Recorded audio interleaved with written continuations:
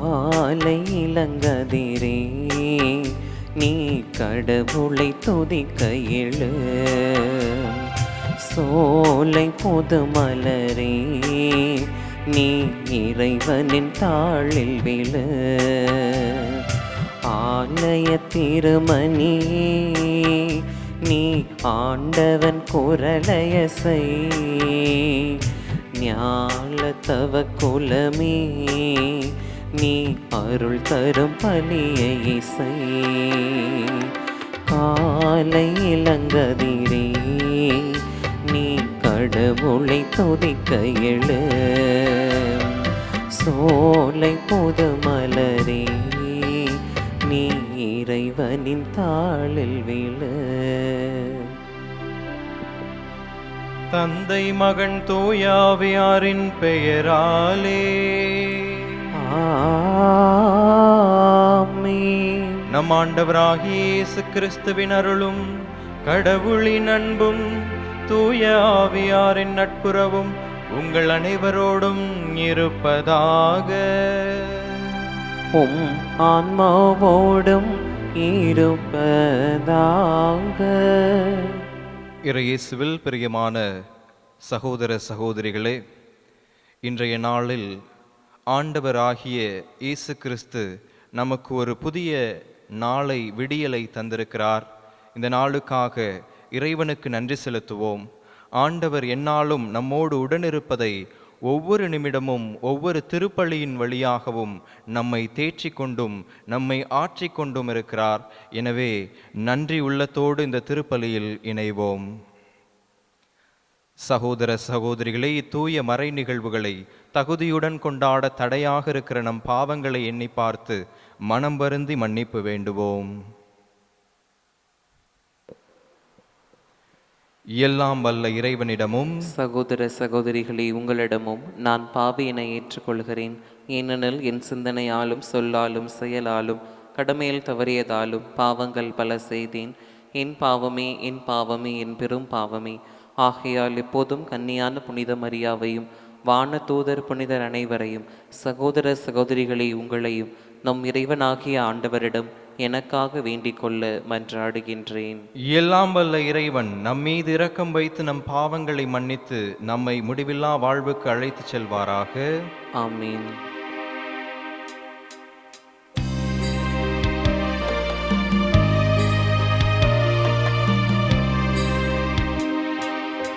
ஆண்டவரே இரக்கமாயிரும்.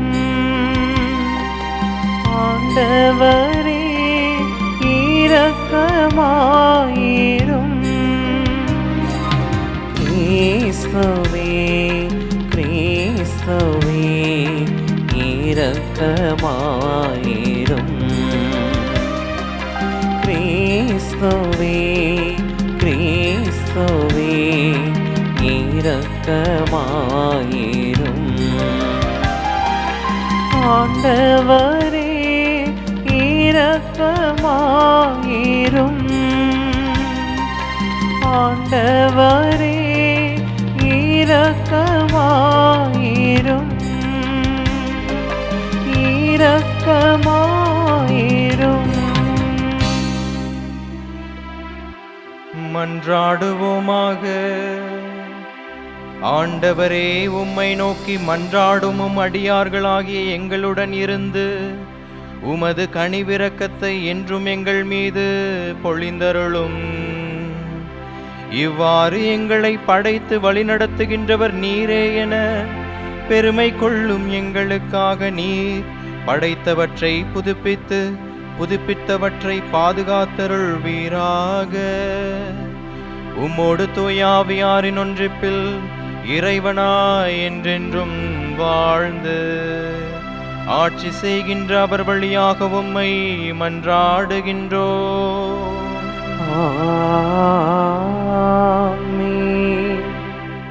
அனனியாவே, கூர்ந்து கேள். ஆண்டவர் உன்னை அனுப்பவில்லை. அப்படி இருந்தும் இம்மக்கள் பொய்யை நம்பும்படி நீ செய்துவிட்டாய். இறைவாக்கினர் எரேமியா நூலிலிருந்து முதல் வாசகம். அதிகாரம் 28 இறை வார்த்தைகள் 1 தொடங்கி 17 முடிய. யூதாவின் அரசனான செதேக்கியாவினுடைய ஆட்சியின் 4ஆம் ஆண்டு 5ஆம் மாதத்தில் அசூரியன் மகனும் கிபியோனை சேர்ந்தவனுமான அனனியா என்னும் இறைவாக்கினன் ஆண்டவரின் இல்லத்தில் குருக்கள் மற்றும் மக்கள் அனைவருடைய முன்னிலையிலும் என்னிடம் உரைத்தது. இஸ்ரேலின் கடவுளான படைகளின் ஆண்டவர் இவ்வாறு கூறுகிறார்: பாபிலோனிய மன்னனது நுகத்தை நான் முறித்தெறிந்து விட்டேன்.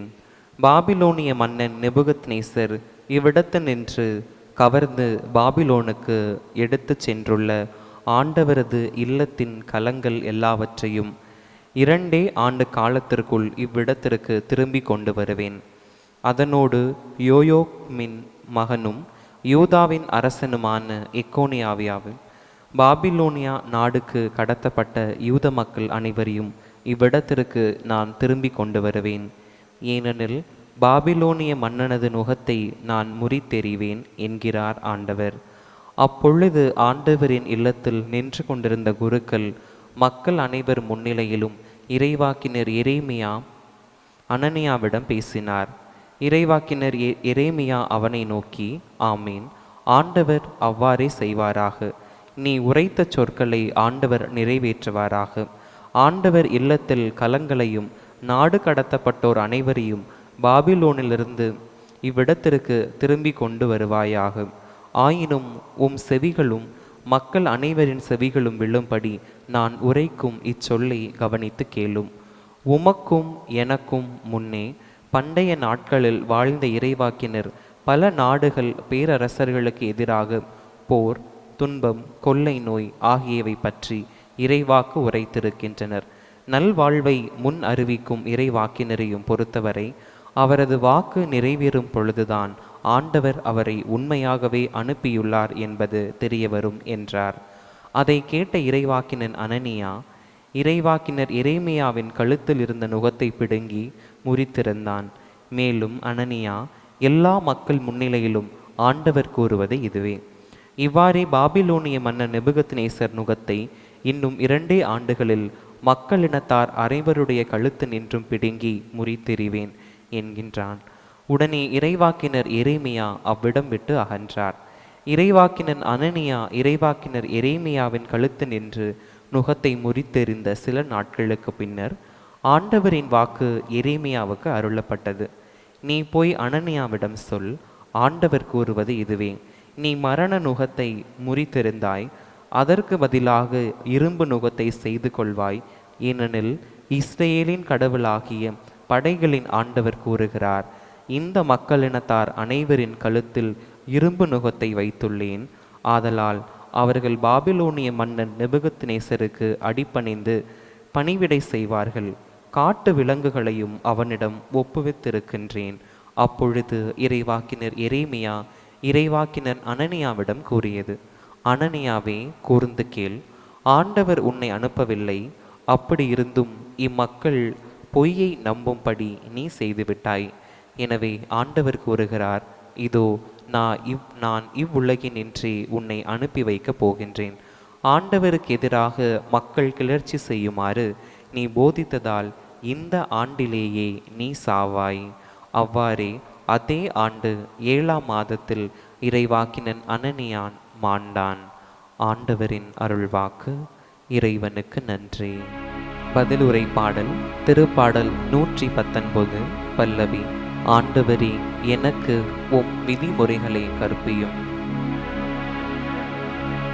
ஆண்டவரே, எனக்கு உம் விதிமுறைகளை கற்பியும். ஆண்டவரே, எனக்கு உம் விதிமுறைகளை கற்பியும். பொய் வழியை என்னை விட்டு விலக்கி அருளும். உமது திருச்சட்டத்தை எனக்கு கற்றுத்தாரும். என் வாயினின்று உண்மையின் சொற்கள் நீங்க விடாதேயும். ஏனெனில் உம் நீதி நெறிகள் மீது நான் நம்பிக்கை வைத்துள்ளேன். உமக்கு அஞ்சி நடப்போர், உம் ஒழுங்குமுறைகளை பற்றி அறிவுடையோர் என் பக்கம் திரும்புவாராக. உம் ஒழுங்குமுறைகளை பற்றி அறிவுடையோர் என் பக்கம் திரும்புவாராக. ஆண்டவரே, எனக்கு உம் விதிமுறைகளை கற்பியும். ஆண்டவரே, எனக்கு உம் விதிமுறைகளை கற்பியும். உம் நியமங்களை பொறுத்தமட்டில் என் உள்ளம் மாசற்றதாய் இருப்பதாக. அதனால் நான் வெட்கமோரேன். தீயோர் என்னை அழிக்க காத்திருக்கின்றனர். நானோ உம் ஒழுங்குமுறைகளை அவிழ்த்து சந்திக்கின்றேன். உம் நீதி நெறிகளை விட்டு நான் விளங்குவதில்லை. ஏனெனில் நீர்தாமே எனக்கு கற்று தந்தீர். ஆண்டவரே, எனக்கு உம் விதிமுறைகளை கற்பியும். ஆண்டவரே, எனக்கு உம் விதிமுறைகளை கற்பியும்.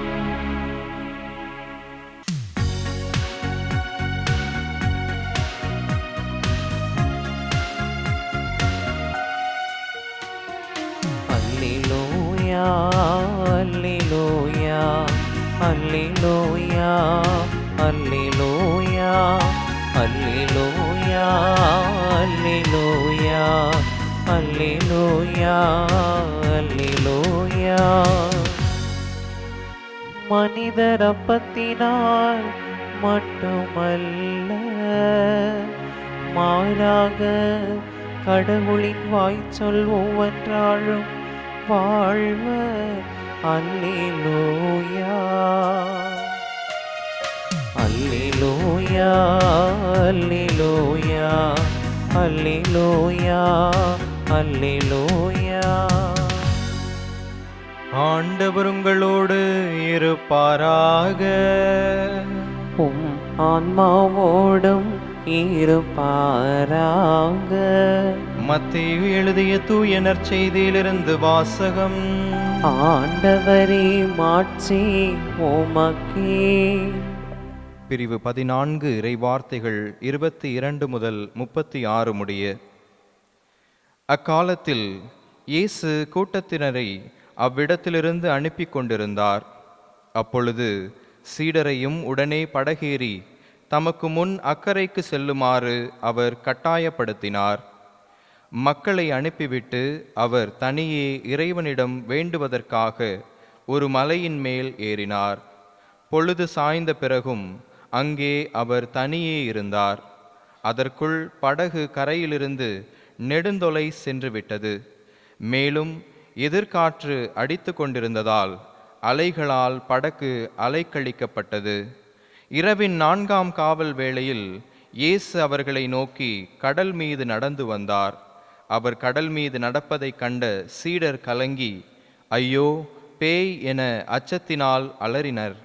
உடனே இயேசு அவர்களிடம் பேசினார். துணிவோடிருங்கள், நான் தான், அஞ்சாதீர்கள் என்றார். பேதுரு அவருக்கு மறுமொழியாக, ஆண்டவரே, நீர்தாம் என்றால் நானும் கடல் மீது நடந்து உம்மிடம் வர ஆணையிடும் என்றார். அவர் வா என்றார். பேதுருவும் படகிலிருந்து இறங்கி இயேசுவை நோக்கி கடல் மீது நடந்து சென்றார். அப்பொழுது பெருங்காற்று வீசியதைக் கண்டு அஞ்சி அவர் மூழ்கும்போது, ஆண்டவரே, என்னை காப்பாற்றும் என்று கத்தினார். இயேசு உடனே தம் கையை நீட்டி அவரை பிடித்து, நம்பிக்கை குன்றியவனே, ஏன் ஐயம் கொண்டாய் என்றார். அவர்கள் படகில் ஏறியதும் காற்று அடங்கியது. படகில் இருந்தோர் இயேசுவை பணிந்து, உண்மையாகவே இவர் இறைமகன் என்றனர். அவர்கள் மறுகரைக்கு சென்று கெனசரேத்து பகுதியை அடைந்தார்கள். இயேசுவை யாரென்று அறிந்துணர்ந்த அவ்விடத்து மக்கள் சுற்றுப்புறமெங்கும் ஆள் அனுப்பி எல்லா நோயாளர்களையும் அவர்களிடம் கொண்டு வந்தனர். அவரது மேலுடையின் ஓரத்தையாவது அவர்கள் தொட அனுமதிக்குமாறு அவரை வேண்டினர். தொட்டவர் யாவரும் நலமடைந்தனர்.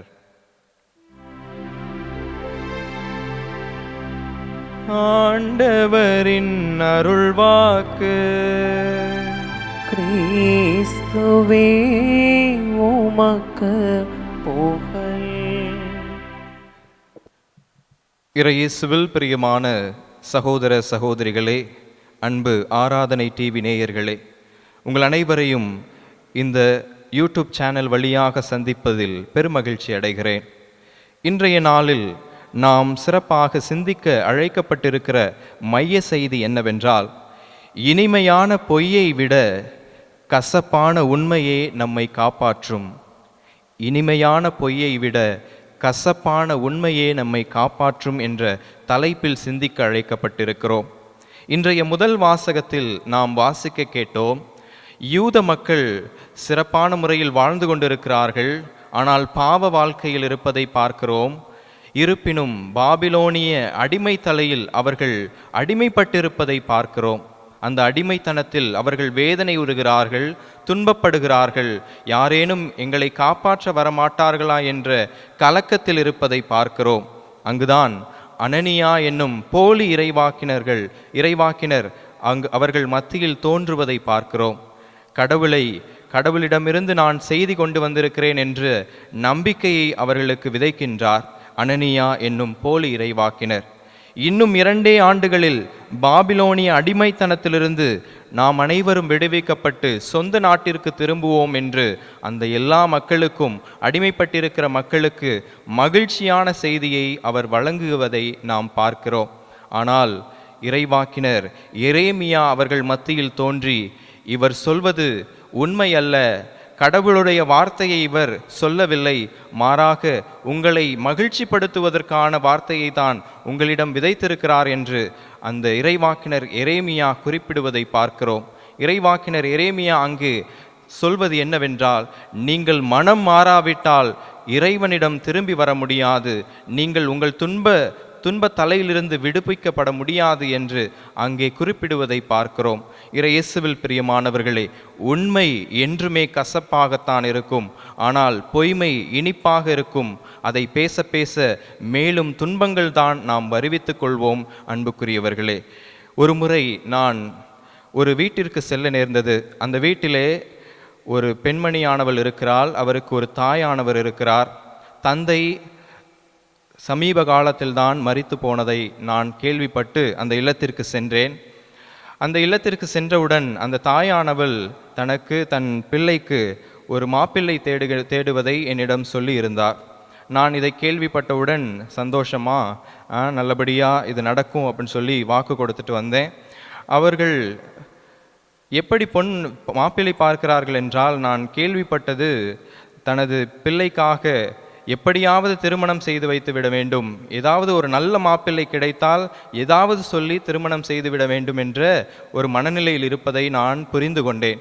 அவர் கிடைத்த மாப்பிள்ளைக்கு என் பெண்ணானவள் மிக அழகாக இருப்பாள் என்றும், அவருக்கு நிறைய பணம் இருக்கிறது, நிறைய சொத்துக்கள் இருக்குது, நான் செய்வேன் என்று பொய் வாக்குறுதிகளை சில நேரங்களில் விதைப்பதை நான் உணர்ந்திருக்கிறேன்.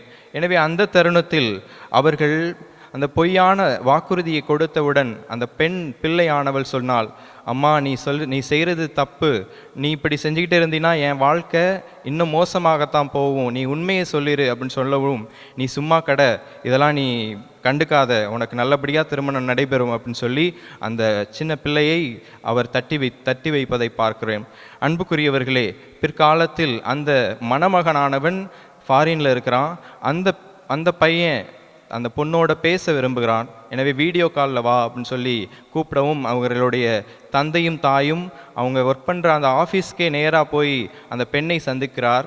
அந்த பெண்ணானவள் உடனடியாக, நான் பேச விரும்பவில்லை, ஏனென்றால் என் தாயானவள் பொய் சொல்லிவிட்டார், எனவே நான் தகுதியற்ற பெண், என வேற சம்பந்தம் பார்த்துக்கங்க அப்படின்னு சொல்லி அந்த தாயையும் தந்தையும் சொல்லிவிட்டு அவர்களை அனுப்பி வைக்கின்றார். ஆனால் அந்த தாயும் தந்தையும் போகவில்லை. என் மகன் உங்களோடு பேச வேண்டும் என்று மறுபடியும் வலியுறுத்தி வீடியோ காலில் வர வச்சு அந்த பெண்ணிடம் பேசுகிறார். உடனடியாக அந்த பெண் சொல்லிட்டார், நான் பண்ணது தப்பு தான், என் தாயும் பண்ணது தப்பு தான், என்னை மன்னிச்சிருங்க, இனிமேல் இந்த சம்பந்தம் வேண்டாம், எங்கள் அம்மா பொய் சொல்லிட்டாங்க, நீங்கள் வேற நல்ல பொண்ணாக தேடிக்கங்க அப்படின்னு சொல்லவும் அந்த மணமகன் உடனடியாக, நீங்கள் செஞ்சது தப்புன்னு எனக்கு தெரியும், ஆனால் நீங்கள் மனம் வருந்தி நீங்கள் சொல்லிட்டீங்க, இனிமே நீங்கள் தான் எனக்கு வருங்கால மனைவி என்று சொல்லி அவர் அந்த பெண்ணையை மணந்து கொண்டு இப்பொழுது நன்றாக இருப்பதை நான் பார்க்க முடிகிறது. அன்புக்குரியவர்களே, ஏன் இந்த கதையை உங்களோடு பகிர்ந்து கொள்கிறேன் என்றால், பொய் சொல்ல சொல்ல நமது வாழ்வு மிகவும் மோசமான நிலைக்கு செல்லும், துன்ப நிலைக்கு நாம் இட்டு செல்லப்படுவோம். ஆனால் ஒரு உண்மை கசப்பாக இருந்தாலும் அது நம் தலையை காக்கும் என்பது முற்றிலும் உண்மை அன்புக்குரியவர்களே. மேலும் நமது திருவிவிலியத்திலிருந்து பொய் பேசுவதால் என்ன நடக்கும், என்ன விளைவு கிடைக்கும் என்று பார்க்கின்ற பொழுது, ஆதிகால திரு அவையில் தொடக்க கால திருச்சபை இருந்த பொழுது திருத்தூதர் பணிகள் நூலில் இருந்து நாம் வாசிக்க கேட்கிறோம். எல்லா நிலங்களையும் எல்லா சொத்துக்களையும் பொது உடைமையாக்குகின்ற பொழுது, அந்த நிலையில் இருக்கின்ற பொழுது எல்லாரும் சமமாக அந்த சொத்துக்களை பகிர்ந்து கொள்வதை பார்க்கிறோம். அதில் ஒரு குடும்பத்தார் பேதுரு அவர்களை அழைத்து, நீங்கள் நிலத்தை விற்று நீங்கள் கொண்டு வந்த இந்த பணத்தை எல்லாருக்கும் பகிர்ந்து கொடுங்கள் என்று சொன்ன பொழுது, அவர்கள் தனது நிலத்தை விற்று அந்த 10 பங்கை மட்டும் கொடுத்து, இதுதான் மொத்த செலவும் மொத்த சொத்தும் காசு என்று அவர்களிடம் கூறியதை பார்க்கிறோம். அன்புக்குரியவர்களே, அவர்கள் பொய் சொல்லி இருந்தாலும் கடவுள் பார்வையில் அவர்கள் பொய் சொல்லியிருந்தார்கள். மனிதரிடம் மட்டுமல்ல, மாறாக தூய ஆவியாரிடமும் அவர் பொய் சொல்லியிருக்கிறார் என்று திருத்தூதர் பேதுரு அங்கு வலியுறுத்துகிறார். எனவே 1 ஆண்டு காலத்திலே அவர் இருவரும் இறந்து போவதை பார்க்கிறோம். மேலும் பழைய ஏற்பாட்டில் யாக்கோபு தன் தந்தையிடம் ஈசாக்கிடம் போலி ஆசீர்வாதத்தை பெற்றுக்கொள்கிறார். ஏனென்றால் அந்த ஆசீர்வாதம் ஏசாவின் ஆசீர்வாதம். எனவே பொய் சொல்லி அந்த ஆசீர்வாதத்தை பெற்றுக்கொண்டமையால் அவர் வாழ்நாள் முழுவதும் ஓடி பிழைத்து துன்பத்தை வருவித்துக் கொள்வதை பார்க்கிறோம். நாம் பொய் பேசுவதால் பொய் நமக்கு துன்பத்தை வருவிக்கும், மேலும் சாவையும் வருவிக்கும். ஏனென்றால் இன்றைய முதல் வாசகத்தில் அந்த போலி இறைவாக்கினர் பொய் சொன்னதால் அதே ஆண்டில் அவர் மரித்து போவதை பார்க்கிறோம். ஏனென்றால் பொய் நம் தலையை காக்காது, என்றுமே நமக்கு துன்பத்தை தான் வருவிக்கும் என்று இன்றைய நாளில் சிந்திக்க அழைக்கப்பட்டிருக்கிறோம். நீதிமொழிகள் 12:22 குறிப்பிடுகிறது, பொய் பேசும் உதடுகளை ஆண்டவர் அருவருக்கின்றார், உண்மையாக நடப்பவரிடம் அவர் மகிழ்ச்சி கொள்கின்றார் என்று நீதிமொழிகளின் நூலில் நாம் வாசிக்கின்றோம். அன்புக்குரியவர்களே, உண்மை குரலுக்கு செவி கொடுக்க இன்றைய நாளில் அழைக்கப்பட்டிருக்கிறோம். இன்றைய நற்செய்தி பகுதியில் பேதுரு ஆண்டவர் இயேசு கடலில் நடக்கின்ற பொழுது பேதுரு சொல்கின்றார், ஆண்டவரே, நீர் உண்மையானவர் என்றால் நானும் உங்களோடு கடலில் நடக்க ஆணையிடும் என்று குறிப்பிட்ட பொழுது அவர் வா என்று அழைக்கின்றார். அந்த உண்மை குரலை அவர் செவிமடுத்ததால் அவர் அந்த படகிலிருந்து இறங்கி அந்த தண்ணீரில் நடந்தார் என்று பார்க்கிறோம். ஆனால் போக போக தனது பொய் குரலான தன் உள்ளத்திலிருந்து எழுந்த உன்னால் முடியாது, நீ மூழ்க போகிறாய் என்று அந்த பொய்யான குரல் அவர் உள்ளத்தில் எழுந்ததை கேட்டதால் அவர் மூழ்க தொடங்குகின்றார். அன்புக்குரியவர்களை, பல நேரங்களில் நாமும் நம்மையே முடியாது என்று பொய்யான நம்பிக்கையில் நாம் நம்மை வருவித்துக் கொள்கிறோம். ஆனால் ஆண்டவர் என்னாலும் நம்மோடு இருந்து நம்மளை கைப்பிடித்து தூக்குகின்றவராக, துன்ப வேளையில் நம்மை உடனிருந்து வழிநடத்துகிறவராக இருக்கிறார் என்ற அந்த நம்பிக்கையை இன்றைய நாளில் நம் மனதில் விதைக்க இன்றைய நாளில் அழைக்கப்பட்டிருக்கிறோம்.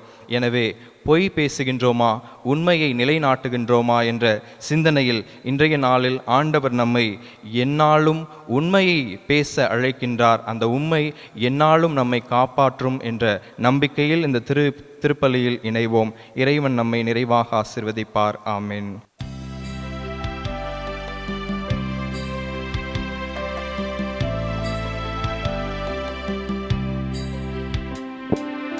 எல்லாம் தருகின்றேன் தந்தா, என்னையும் தருகின்றேன். எல்லாம் தருகின்றேன் தந்தாய் என்னையும் தருகின்றேன். பிறருக்காக வாழ்வதில் நானும் என்னையே உம்மிடம் தருகின்றேன். பிறருக்காக வாழ்வதில் நானும் என்னையே உம்மிடம் தருகின்றேன். பிறரின் சுமையை விரும்பி சுமக்க, பிறரின் சுமையை விரும்பி சுமக்க என்னையும் தகுதியாக்குவாய், என்னையும் தகுதி ஆக்குவாய். எல்லாம் தருகின்றேன் தந்தாய் என்னையும் தருகின்றேன். சகோதர சகோதரிகளே, என்னுடையதும் உங்களுடையதுமான இப்பலி எல்லாம் வல்ல தந்தையாக இறைவனுக்கு ஏற்றதாகும்படி மன்றாடுங்கள். ஆண்டவர் தமது பெயரின் புகழ்ச்சிக்காகவும் ஆட்சிக்காகவும் நமது நன்மைக்காகவும் புனித திரு அவை அனைத்தின் நலனுக்காகவும் உமது கையிலிருந்து இப்பலியை ஏற்றுக்கொள்வாராக. ஆண்டவரே, இக்காணிக்கைகளை கனிவுடன் புனிதப்படுத்தியருள உம்மை வேண்டுகின்றோம். இந்த ஆன்மீக பலியின் காணிக்கையை ஏற்று எங்களை உமக்கு நிலையான கொடையாக மாற்றுவீராக. எங்கள் ஆண்டவராகிய கிறிஸ்து வழியாக உம்மை மன்றாடுகின்றோம். ஆமென். ஆண்டவர் உங்களோடு இருப்பாராக. உம் ஆன்மாவோடும் இருப்பாராக. இதயங்களை மேலே எழுப்புங்கள்.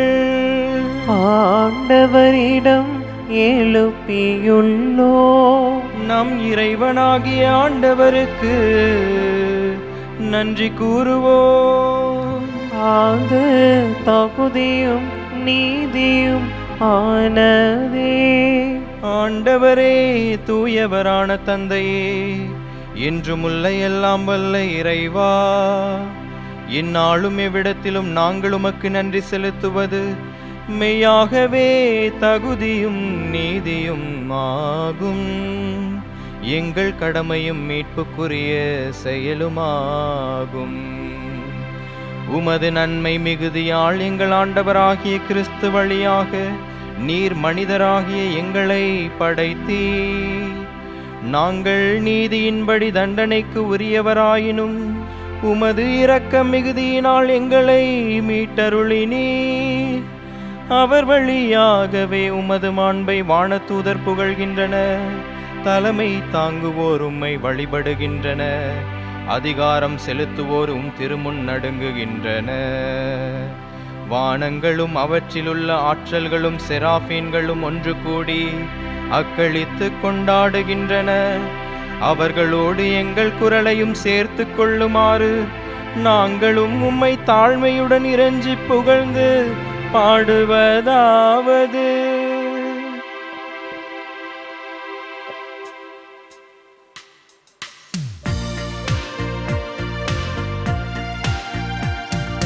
தூயவர் தூயவர் தூயவர் வான்படைகளின் கடவுளாம் ஆண்டவர். விண்ணகமும் மன்னகமும் உமது மாட்சியால் நிறைந்துள்ளன.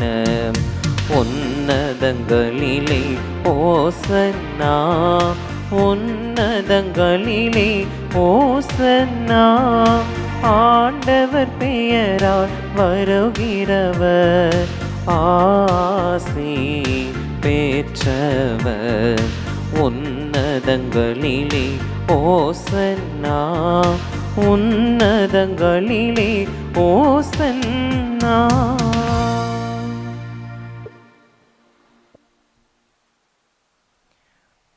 ஆண்டவரே, நீர் மெய்யாகவே தூயவர், தூய்மை அனைத்திற்கும் ஊற்று.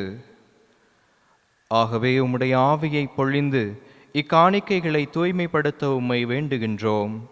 இவ்வாறு எங்கள் ஆண்டவர் இயேசு கிறிஸ்துவின் உடலும் இரத்தமுமாக எங்களுக்கு இவை மாறுவனவாக. அவர் பாடுபட உளம் கனிந்து தம்மை கையளித்த போது அப்பத்தை எடுத்து நன்றி செலுத்தி அதை பிட்டு தம் சீடர்களுக்கு அளித்து அவர் கூறியதாவது: அனைவரும் இதிலிருந்து பெற்று உண்ணுங்கள், ஏனெனில் இது உங்களுக்காக கையளிக்கப்படும் என் உடல்.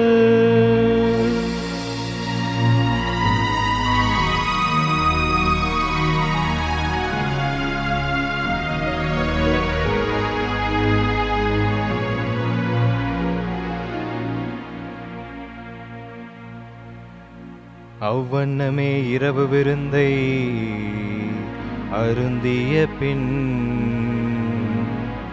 கிண்ணத்தையும் எடுத்து மீண்டும் உமக்கு நன்றி கூறி தம் சீடர்களுக்கு அளித்து அவர் கூறியதாவது: அனைவரும் இதிலிருந்து பெற்று பருகுங்கள், ஏனெனில் இது புதிய நிலையான உடன்படிக்கைக்குரிய என் இரத்தத்தின் கிண்ணம். இது பாவ மன்னிப்புக்கென்று உங்களுக்காகவும் பலருக்காகவும் சிந்தப்படும். இதை என் நினைவாகச் செய்யுங்கள். இதை என் நினைவாக செய்யுங்கள்.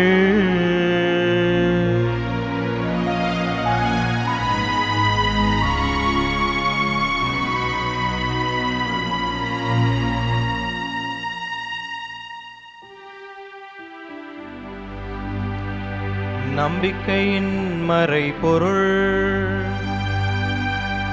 ஆண்டவரே, நீர் வருமளவும் உமது இறப்பினை அறிக்கையிடுகின்றோம், உமது உயிர்ப்பினையும் எடுத்துரைக்கின்றோம். ஆகவே ஆண்டவரே, நாங்கள் கிறிஸ்துவின் இறப்பினையும் உயிர்ப்பினையும் நினைவு கூர்ந்து வாழ்வு தரும் அப்பத்தையும் மீட்பளிக்கும் கிண்ணத்தையும் உமக்கு ஒப்புக் கொடுக்கின்றோம். திருமுன் நின்று உமக்கு ஊழியம் புரிய தகுந்தவர்கள் என எங்களை ஏற்றுக்கொண்டீர். எனவே உமக்கு நன்றி செலுத்துகின்றோம். மேலும் கிறிஸ்துவின் உடலிலும் இரத்தத்திலும் பங்கு கொள்ளும் எங்களை தூய ஆவியார் ஒன்று சேர்க்க வேண்டுமென உம்மை தாழ்மையுடன் மன்றாடுகின்றோம். ஆண்டவரே, உலகெங்கும் பரவியிருக்கும் உமது திரு அவையை நினைவு கூர்ந்தருளும். எங்கள் திருத்தந்தை லியோ, எங்கள் ஆயர் ஆரோக்கியராஜ், எல்லா திருநிலையினர் ஆகிய அனைவரோடும் சிறப்பாக இந்த திருப்பீடத்தின் முன்பாக கூடி ஜெபிக்கின்ற உமது பிள்ளைகளை கண்ணோக்கியருளும். அவர்களின் எண்ணங்கள், ஏக்கங்கள், கவலைகள், கண்ணீர் அனைத்தையும் போக்கி நீரே ஆறுதல் அளிக்கின்ற இறைவனாகவும் கரம் பிடித்து வழிநடத்துகின்ற தந்தையாகவும் அரவணைக்கின்ற தாயாகவும் இருந்தவர்களை வழிநடத்த வேண்டுமாய் உம்மை தாழ்மையுடன் மன்றாடுகின்றோம். உமது திரு அவையை அன்பில் நிறைவு பெறச் செய்தருளும். மேலும் உயிர்த்தெழும் எதிர்நோக்குடன் துயில் கொள்ளும் எங்கள் சகோதர சகோதரிகளையும் இறந்தோர் அனைவரையும் சிறப்பாக இந்த திருப்பலியில் நாங்கள் நினைவு கூறும் எல்லா ஆன்மாக்களுக்காகவும், யாரும் நினையாத ஆன்மாக்களுக்காகவும், உத்தரிக்க ஸ்தலத்தில் அவதிப்படுகின்ற ஆன்மாக்களுக்காகவும், மாசில்லா குழந்தைகளின் ஆன்மாக்களையும் இரக்கத்துடன் நினைவு கூர்ந்து உமது திருமுக ஒளியினுள் ஏற்றருளும். எங்கள் அனைவர் மீதும் இரக்கமாயிரும். கடவுளின் கன்னித்தாயான புனித மரியா, அவருடைய கணவரான புனித யோசேப்பு, புனித திருத்தூதர்கள், இவ்வுலகில் உமக்கு உகந்தவராய் இருந்தோர் ஆகிய புனிதர் அனைவருடனும் நாங்கள் நிலை வாழ்வில் பங்கு கொள்ளும் தகுதி பெற்று திருமகன் இயேசு கிறிஸ்து வழியாக உம்மை புகழ்ந்தேத்தும் வரமருள உம்மை மன்றாடுகின்றோம்.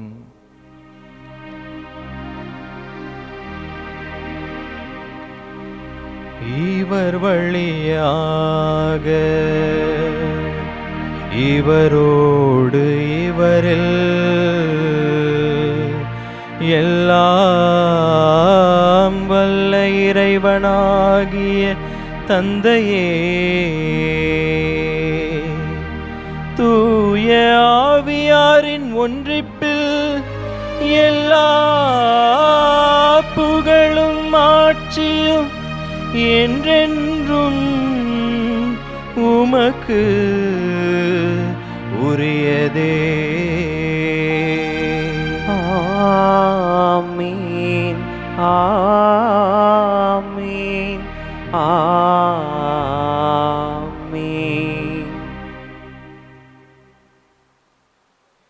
மீட்பரின் கட்டளையால் கற்பிக்கப்பட்டு இறை படிப்பினையால் பயிற்சி பெற்ற நாம் அனைவரும் துணிந்து சொல்வோம். விண்ணுலகில் இருக்கின்ற எங்கள் தந்தையே, உமது பெயர் தூயது என போற்ற பெறுக. உமது ஆட்சி வருக. உமது திருவுளம் விண்ணுலகில் நிறைவேறுவது போல மண்ணுலகிலும் நிறைவேறுக. எங்கள் அன்றாட உணவை இன்று எங்களுக்கு தாரும். எங்களுக்கு எதிராக குற்றம் செய்வோரை நாங்கள் மன்னிப்பது போல எங்கள் குற்றங்களை மன்னியும். எங்களை சோதனைக்குட்படுத்தாதேயும், தீமையிலிருந்து எங்களை விடுவித்தருளும். ஆண்டவரே, தீமை அனைத்திலிருந்தும் எங்களை விடுவித்து எங்கள் வாழ்நாளில் அமைதியை கனிவுடன் அருள உம்மை மன்றாடுகின்றோம். உமது இரக்கத்தின் உதவியால் நாங்கள் பாவத்திலிருந்து எப்போதும் விடுதலை பெற்று யாதொரு கலக்கமும் இன்றி நலமாயிருப்போமாக. நாங்கள் எதிர்நோக்கியிருக்கும் பேரின்பத்திற்காகவும் என் மீட்பராகிய இயேசு கிறிஸ்துவின் வருகைக்காகவும் காத்திருக்கின்றோம். ஏனெனில் ஆட்சியும் வல்லமையும் மாட்சியும் என்றென்றும் உமதே. ஆண்டவரே இயேசு கிறிஸ்துவே, அமைதியை உங்களுக்கு விட்டுச் செல்கின்றேன், என் அமைதியையே உங்களுக்கு அளிக்கின்றேன் என்று உம் திருத்தூதர்களுக்கு மொழிந்தீரே. எங்கள் பாவங்களை பாராமல் உமது திரு அவையின் நம்பிக்கையை கண்ணோக்கி உமது திருவுள்ளத்திற்கேற்பதற்கு அமைதியையும் ஒற்றுமையையும் அளித்தருள்வீராக. என்றென்றும் வாழ்ந்து ஆட்சி செய்கின்றவர் நீரே. ஆமீன். ஆண்டவருடைய அமைதி உங்கள் அனைவரோடும் என்றும் இருப்பதாக. உம் ஆன்மாவோடும் இருப்பதாக. ஆண்டவர் தருகின்ற அமைதியை ஒருவருக்கொருவர் பகிர்ந்து கொள்வோம்.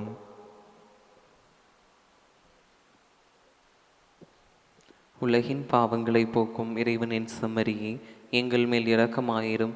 உலகின் பாவங்களை போக்கும் இறைவனின் செம்மறியே, எங்கள் மேல் இரக்கமாயிரும். உலகின் பாவங்களை போக்கும் இறைவனின் செம்மறியே, எங்களுக்கு அமைதியை அளித்தருளும்.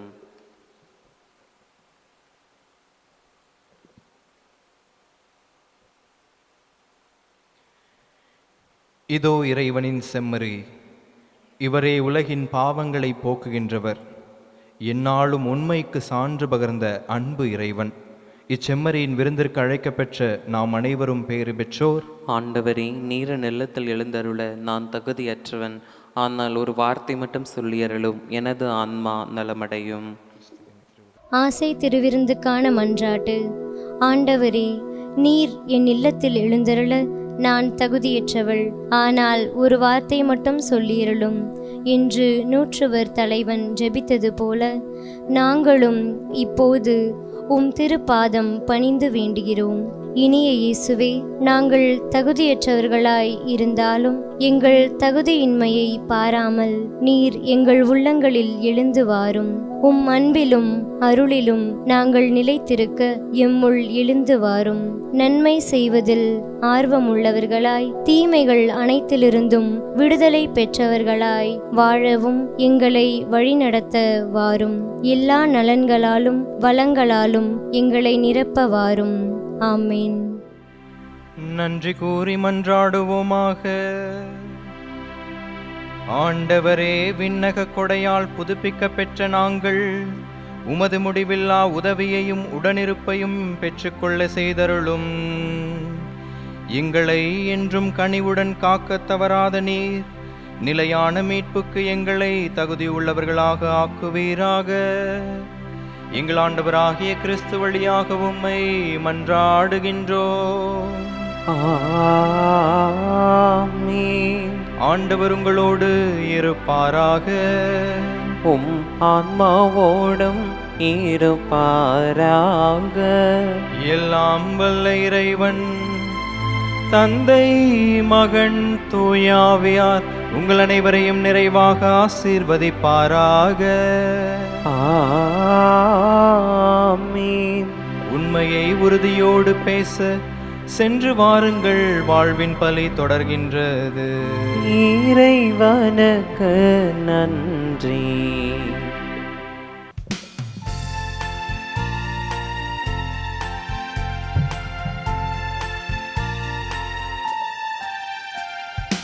அறியாத மாந்தருக்கு அறிய வைத்தாய், உன்னை ஆரோக்கிய தாயாக உணர வைத்தாய்.